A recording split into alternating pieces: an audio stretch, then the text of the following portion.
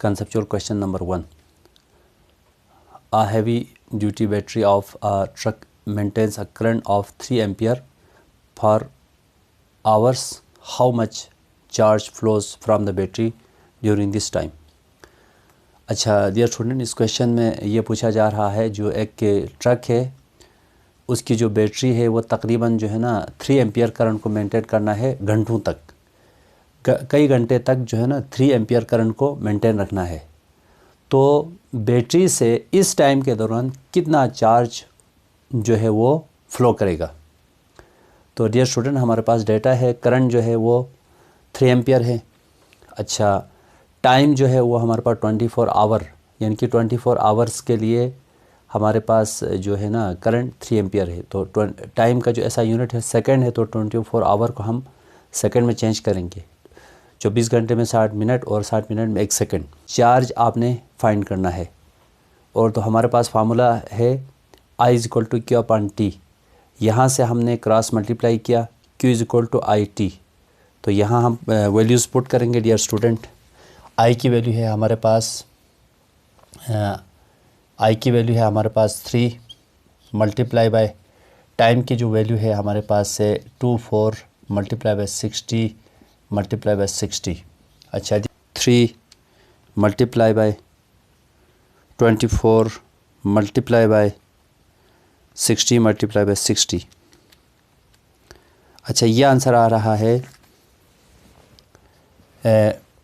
259200 coulomb charge answer आ रहा है। अच्छा, ये आया हमारे पास 2,59,200। अच्छा, इसको आप राउंड ऑफ करेंगे तो ये बनेगा आंसर 2.59210 आंसर आ गया हमारे पास। Conceptual question number 2. While analyzing a circuit, the internal resistance of EMF of source are ignored. Why? ध्यान में हमसे ये पूछा जा रहा है कि सर्किट को एनालाइज करते वक्त, हम प्रॉब्लम को सॉल्व करते वक्त हम जो है ना EMF सोर्स के जो इंटरनल रेजिस्टेंस है, यानी कि EMF सोर्स मींस बैटरी के इंटरनल रेजिस्टेंस को हम इग्नोर क्यों करते हैं। तो हम समझते हैं कि जो एक्सटर्नल रेजिस्टेंस है उसके लिहाज से इंटरनल रेजिस्टेंस बहुत कम होता है। जैसा कि फॉर एग्ज़ाम्पल अगर एक्सटर्नल रेजिस्टेंस अगर 10 है या 20 है तो इंटरनल रेजिस्टेंस 0.005 या 001 होता है, और बहुत छोटी वैल्यू होने की वजह से हम इंटरनल रेजिस्टेंस को हम इग्नोर कर सकते हैं। Aluminium and copper wires of the same length have the same resistance which has the larger diameter and why. अच्छा डियर स्टूडेंट, हम इस क्वेश्चन में हमसे पूछ रहे हैं कि एल्युमिनियम और कॉपर वायर की जो है ना लेंथ भी सेम है और रेजिस्टेंस भी सेम है, तो डायमीटर किसका ज़्यादा होगा। यानी कि एल्युमिनियम, मैं दोबारा बता रहा हूँ, एल्युमिनियम और एक एल्युमिनियम वायर है और एक कॉपर वायर है, दोनों की लेंथ भी सेम है और रेजिस्टेंस भी सेम है। जैसा कि हम यहाँ पे शो कर सकते हैं, सपोज़ ये हमारे पास कॉपर वायर है और ये हमारे पास एल्युमिनियम वायर है, सपोज़ ये। तो इन की लेंथ भी सेम है, अंदर रेजिस्टेंस भी सेम है, यानी कि लेंथ सेम है हमारे पास और रेजिस्टेंस भी हमारे पास डियर स्टूडेंट सेम है। एल्युमिनियम के डायमीटर ज़्यादा होगा या कॉपर का जो है ना डायमीटर ज़्यादा होगा। तो हमें मालूम है, हम जानते हैं as we now that R = rho L/A। अच्छा, ये जो वायर है इसका जो है ना ये सर्कुलर होता है। सपोज़ ये एंड है, सपोज़ सर्कुलर है, सर्कल की तरह है, तो सर्कल का जो डायमीटर है वो हमारे पास है A = πr²। अच्छा, R है हमारे पास डायमीटर का हाफ, तो आप इसमें पुट कर लें πd/2 का होल स्क्वायर। तो हमारे पास होगा एरिया, हमारे पास होगा πd²/4। तो आप इसको एरिया की जगह एरिया की वैल्यू आप सब्स्टिट्यूट कर दें तो हम लिख सकते हैं रो L/πd²/4। अच्छा, ये 4 डिनोमिनेटर का डिनोमिनेटर है तो ये ऊपर नोमिनेटर में चला जाएगा। तो ये हमारे पास होगा 4 रो L अपान 4 L अपान पाई डी स्क्वायर। अच्छा, अब देखिए हमारे पास जो कॉपर वायर है और एल्युमिनियम वायर है, इन दोनों की लेंथ भी सेम है, रेजिस्टेंस भी सेम है।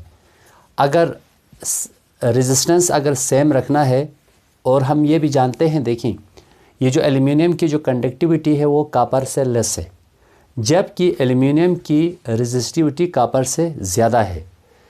अब हमने रेजिस्टेंस को सेम रखना है और लेंथ को सेम रखकर रेजिस्टेंस हमने सेम रखना है। तो ऐसे ये दोनों, इन दोनों की जो रेजिस्टेंस वो सेम नहीं होगी। इसके लिए हमें ये जो है रेजिस्टेंस को कॉपर और एल्युमिनियम का सेम रखने के लिए हमें जो एल्युमिनियम है उसके डायमीटर को हमें बढ़ाना पड़ेगा। यानी कि एल्युमिनियम वायर का जो diameter should be, aluminium should have larger diameter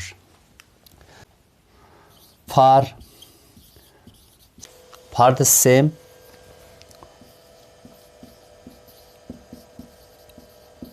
resistance, for same length the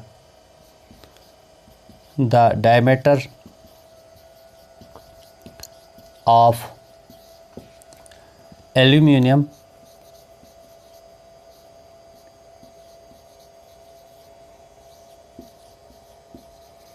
should be larger. Conceptual question number 4. Under what circumstances can the terminal potential difference of battery exceed its EMF? कब battery के जो terminal potential difference जो है वो battery के EMF से बड़ा होगा? जैसे कि हम जानते हैं कि जो हमेशा जो है ना टर्मिनल पोटेंशियल डिफरेंस से वो बैटरी के EMF से लेस होता है, जैसा कि इस इक्वेशन में हमने दिखाया है VT is equal to EMF minus IR। अच्छा, यहाँ पर फिगर नंबर ए में हमने शो किया है कि फिगर ए में जो करंट है वो पॉजिटिव टर्मिनल से नेगेटिव की तरफ फ़्लो कर रहा है, और यहाँ पर जो है ना सर्किट के अंदर करंट इस्तेमाल हो रहा है, रजिस्टर करंट खा रहा है, करंट यूज़ कर रहा है। जैसा कि रजिस्टर का मतलब कोई बल्ब लगा हुआ है, वो जो इलेक्ट्रिकल एनर्जी यूज़ कर रहा है।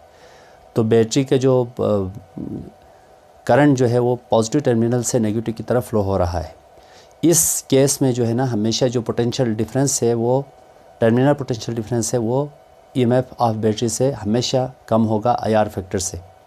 लेकिन जब चार्जिंग के दौरान dear student current opposite direction में मूव करते हैं, जैसा कि फिगर नंबर बी में हमने दिखाया है, जैसे कि यहाँ पर बैटरी के जो नेगेटिव से पॉजिटिव की तरफ करंट जा रहा है। तो इक्वेशन 1 में जहाँ पे हमने I प्लस आई था, तो यहाँ पे हम माइनस I लगाएंगे। तो ये माइनस पहले फार्मूले का माइनस है, तो माइनस माइनस क्या होगा, प्लस होगा। तो जब चार्जिंग के दौरान डियर स्टूडेंट बैटरी के जो टर्मिनल पोटेंशियल डिफरेंस है वो EMF ऑफ बैटरी से ग्रेटर होगा। Conceptual question number 5. What is the difference between EMF and potential difference? EMF और पोटेंशियल डिफरेंस में क्या फ़र्क है? तो हम जानते हैं कि EMF भी देखिए, EMF और पोटेंशियल डिफरेंस तकरीबन सिमिलर टर्म है, जैसे कि दोनों एनर्जी है या दोनों वर्क है, ये दोनों वोल्टेज है, दोनों का यूनिट सेम है, बहुत सी चीज़ें सिमिलरिटी है इनके दरमियान, सिमिलर है। लेकिन इनमें कुछ डिफरेंसेस भी है, जैसे कि हमारे पास फर्स्ट ऑफ ऑल अभी बैटरी है, एक बैटरी आपने फुल चार्जिंग की हुई है, एक बैटरी फुल चार्ज है। तो अगर बल्ब ऑफ है, सर्किट इनकम्प्लीट है, तो उस बैटरी से करंट जो है वो सर्किट में फ़्लो नहीं कर रहा। लेकिन उस वक़्त जब करंट सर्किट में फ़्लो ना कर रहा हो, उस वक़्त जब सर्किट में करंट फ़्लो ना कर रहा हो, उस वक़्त बैटरी के वोल्टेज को हम EMF कहते हैं। लेकिन जब हम किसी सर्किट को कंप्लीट करेंगे, बैटरी को हम टर्मिनल्स हम जोड़ेंगे सर्किट के साथ, तो करंट फ़्लो करेगा सर्किट के अंदर, तो उस वक़्त बैटरी के वोल्टेज को हम पोटेंशियल डिफरेंस या टर्मिनल पोटेंशियल डिफरेंस कहते हैं। डियर स्टूडेंट, EMF जो है वो काज है और पोटेंशियल डिफरेंस क्या है जो है वो इफ़ेक्ट है। जैसा कि हमारे पास जो है ना एक वोल्टेज क्रिएट करता है, दूसरा हम यूज़ करते हैं। जैसे कि बल्ब जल रहा है, इसका बल्ब का जलना जो है वो वोल्टेज का इफ़ेक्ट है। तीसरा पॉइंट हमारे पास डियर स्टूडेंट कि जो EMF है वो केमिकल एनर्जी को इलेक्ट्रिकल एनर्जी में तब्दील करता है, जबकि जो वोल्टेज है वो हमारे पास इलेक्ट्रिकल एनर्जी को अदर फॉर्म्स ऑफ एनर्जी में तब्दील करते हैं। Question number 6, the loop rule is based on the conservation of energy and junction rule on the conservation of charge. Explain just how these are based on the principles on this principle. अच्छा dear student, इस question में हमसे ये पूछ रहे हैं कि जो लूप रूल है वो law of conservation of energy पे डिपेंड करता है, जंक्शन रूल जो है law of conservation of charge पे डिपेंड करता है। हमने इसको एक्सप्लेन करना है ये कैसे जो है ना वो डिपेंड करता है। जैसा कि हमें मालूम है जंक्शन रूल, इसको हम किरचॉफ फर्स्ट लॉ भी कहते हैं, करंट रूल भी कहते हैं या पॉइंट रूल भी कहते हैं। डियर स्टूडेंट, एक नोट है या एक पॉइंट है या एक जंक्शन है, जितने करंट वहाँ तक फ़्लो कर रहा है वो करंट हमेशा एक जंक्शन से अवे जाने वाले करंट के सम के बराबर होंगे। यानी कि किसी भी जंक्शन या किसी भी नोड की तरफ आने वाले करंट का सम हमेशा उस जंक्शन से दूर फ्लो करने वाले करंट के सम के बराबर होंगे। यह हमें किरचॉफ ने कहा था और उसको हम किरचॉफ फर्स्ट रूल या जंक्शन रूल या पॉइंट रूल कहते हैं। अच्छा, इसके तहत हमारे पास जो है यानी कि sum of current is equal to zero होता है। अब जो sum of current is equal to zero है हमारे पास, तो हम जानते हैं यानी कि जो जंक्शन हमने कहा था sum of current flowing towards a junction is always equal to the sum of current flowing away from the junction. इसके तहत हमारे पास है sum of current flowing towards junction is equal to sum of current flowing away from junction. अब यहाँ पर I की value delta Q upon T है। अब मैं इस इक्वेशन इसको मैं दोनों के लिए मैं फॉर्म बना सकता हूँ। अच्छा, आई टुवर्ड्स के लिए मैं ये बनाऊँगा डेल्टा क्यू टुवर्ड्स छोटा करके हम लिखेंगे divide by T is equal to, अच्छा सम ऑफ करंट अवे के लिए भी मैं ये इक्वेशन बनाऊँगा। तो यहाँ पे मैं लिखूँगा delta Q away divide by T. अब ये टी और टी कैंसिल, तो ये हमारे पास आएगा sum of charges flowing towards a node is equal to sum of charge flowing away from the junction या नोड। ये हमारे पास आ गया और अवे। अच्छा, और ये बिल्कुल this is in accordance with the law of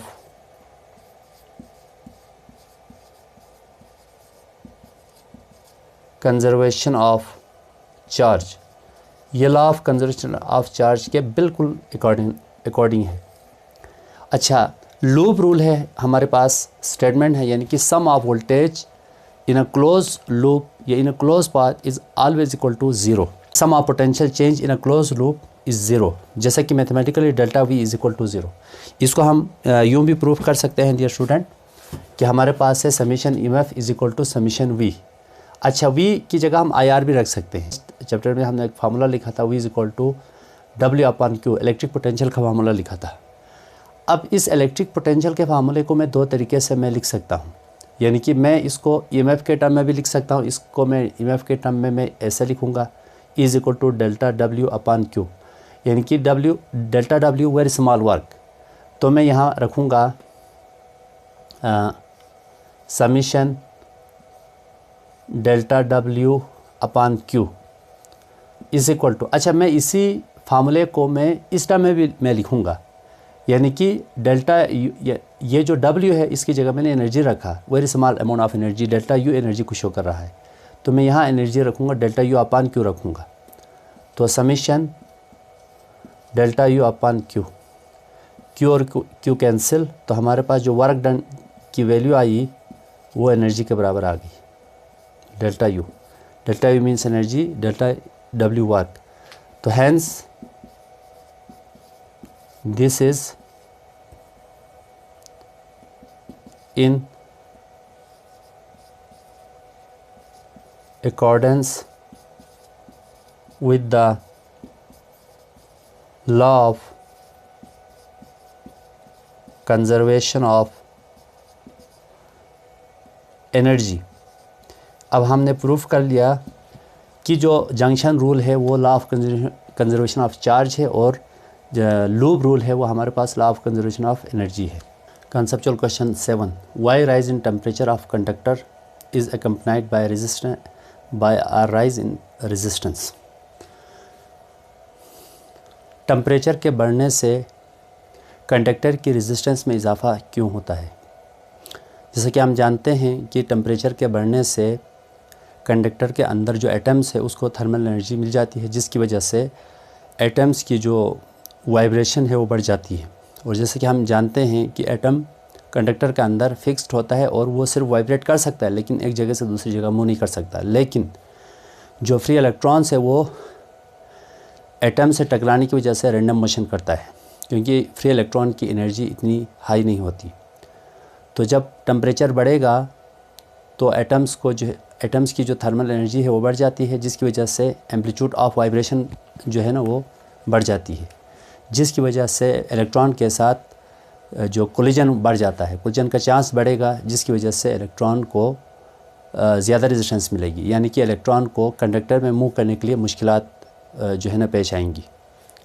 चलो question number 8, does the direction of EMF provided by battery depend on the direction of current flow through the battery? No. EMF जो है एक scalar quantity है और इसकी कोई direction नहीं होती, जैसा कि हमें मालूम है इस फार्मूले से V is equal to W/Q। अच्छा, V की जगह हम EMF रख सकते हैं, यानी कि EMF is equal to W/Q। अच्छा, हम जानते हैं जो बैटरी के अंदर जो है वो करंट है वो नेगेटिव टर्मिनल से पॉजिटिव टर्मिनल की तरफ मूव करते हैं, यानी कि लोअर पोटेंशियल से हाई पोटेंशियल की तरफ मूव करते हैं। लेकिन जो बाहर एक्सटर्नल सर्किट में करंट हमेशा हाई पोटेंशियल से लो पोटेंशियल की तरफ मूव करते हैं, यानी कि पॉजिटिव से नेगेटिव पोटेंशियल, पॉजिटिव टर्मिनल से नेगेटिव टर्मिनल की तरफ, पॉजिटिव टर्मिनल से नेगेटिव टर्मिनल की तरफ। Conceptual question number 9, voltage are measured between 2 points why. Voltage से असल में क्या होता है, वो पोटेंशियल डिफरेंस होता है। एक सिंगल पॉइंट पर पोटेंशियल डिफरेंस की वैल्यू 0 होती है, जो कि हम डिटरमाइन नहीं कर सकते। लेकिन वोल्टेज को मेजर करने के लिए हमें 2 पॉइंट चाहिए, यानी कि 2 पॉइंट पर वोल्टेज की वैल्यूज़ डिफरेंट होती है, उसको हम इजीली कैलकुलेट कर सकते हैं, डिटरमाइन कर सकते हैं। इसलिए वोल्टेज को हमेशा 2 पॉइंट्स के दरमियान मेजर किया जाता है। Question number 10, is every EMF a potential difference? Is every potential difference an EMF? इस क्वेश्चन में ये पूछा जा रहा है क्या हर EMF पोटेंशियल डिफरेंस है और हर पोटेंशियल डिफरेंस EMF है? तो इसका आंसर है कि जो EMF है, हम जानते हैं हर EMF पोटेंशियल डिफरेंस हो सकता है, लेकिन हर पोटेंशियल डिफरेंस EMF नहीं हो सकता, क्योंकि जो बैटरी की कुछ ना कुछ इंटरनल रेजिस्टेंस होती है, तो कुछ ना कुछ वोल्टेज जो है ना इंटरनल रेजिस्टेंस से फ्लो करते वक्त कुछ ना कुछ जो EMF जो है ना वोल्टेज वहाँ पे ड्रॉप हो जाता है बैटरी के इंटरनल रेजिस्टेंस के क्रॉस, जिसकी वजह से जो पोटेंशियल डिफरेंस वो EMF के बराबर नहीं होता। लेकिन हर EMF पोटेंशियल डिफरेंस हो सकता है, जैसा कि हमें मालूम है कि जो टर्मिनल पोटेंशियल डिफरेंस होता है, यहाँ पे फार्मूले में हमने लिखा है VT is equal to EMF minus IR। अच्छा, और जो टर्मिनल पोटेंशियल डिफरेंस हमेशा जो है EMF ऑफ बैटरी से लेस होता है by factor I small r के। अगर आप बैटरी के इंटरनल रेजिस्टेंस को अगर आप 0 कर दें, सपोज़ हम कंसिडर करते हैं कि एक्सटर्नल रेजिस्टेंस के लिहाज से बैटरी के जो अंदर की जो रेजिस्टेंस है वो बहुत कम है, यानी कि अगर इंटरनल रेजिस्टेंस 0 के बराबर है, तो हमारे पास VT is equal to minus I small r के जो टर्म में IR 0 हो जाएंगे, तो हमारे पास जो EMF है जो है वो टर्मिनल पोटेंशियल डिफरेंस के बराबर आएगा। लेकिन अगर एक्सटर्नल सर्किट के अंदर कोई करंट फ्लो नहीं हो रहा, तब भी जो है ना EMF और टर्मिनल पोटेंशियल डिफरेंस इक्वल होंगे। लेकिन ये याद रखना कि जो हर EMF पोटेंशियल डिफरेंस के बराबर हो सकता है, लेकिन हर पोटेंशियल डिफरेंस EMF के बराबर नहीं है, क्योंकि बैटरी के इंटरनल रेजिस्टेंस के थ्रू कुछ ना कुछ जो पोटेंशियल ड्रॉप हो जाता है, जिसकी वजह से वो जो टर्मिनल पोटेंशियल डिफरेंस हमेशा EMF से लेस होता है। जो question number 12, when Wheatstone bridge is balance then no current flows through the galvanometer why. क्योंकि जब व्हीटस्टोन जब बैलेंस होता है तो गैल्वेनोमीटर से कोई करंट फ्लो नहीं होता। इसका मतलब ये है डियर स्टूडेंट, जो पोटेंशियल डिफरेंस है दोनों जंक्शन के अक्रॉस, जो पोटेंशियल डिफरेंस है वो ज़ीरो हो जाता है। जैसा कि हमारे पास फिगर में बी एंड डी जब सेम पोटेंशियल में आता है तो पूरा का पूरा करंट जो है ए से बी, बी से सी फ्लो करता है, दूसरा करंट ए से डी, डी से सी फ्लो करता है। तो इस फिगर में पॉइंट बी और पॉइंट डी जो है वो सेम पोटेंशियल पे है, तभी गैल्वेनोमीटर से कोई करंट फ्लो नहीं हो रहा है, क्योंकि गैल्वेनोमीटर यहाँ सेंटर पे कनेक्टेड है। यहाँ पर ये गैल्वेनोमीटर है। जब बी और डी सेम पोटेंशियल पर होंगे तो गैल्वेनोमीटर से कोई करंट फ्लो नहीं होगा। Conceptual question 11, how much charge flows in a pocket calculator each minute when current is 0.001 ampere. अच्छा, इसमें हमसे ये पूछा है जी पॉकेट कैलकुलेटर से हर मिनट में कितना चार्ज फ्लो करेगा जब करंट ये हो। तो हम इसका डेटा बनाते हैं डियर स्टूडेंट। डेटा हमारे पास है, जो चार्ज है हमारे पास Q is equal to question mark. अच्छा, जो करंट है हमारे पास, करंट हमारे पास है 0.001 एम्पियर। टाइम हमारे पास है, टाइम ईच मिनट यानी कि 1 मिनट है।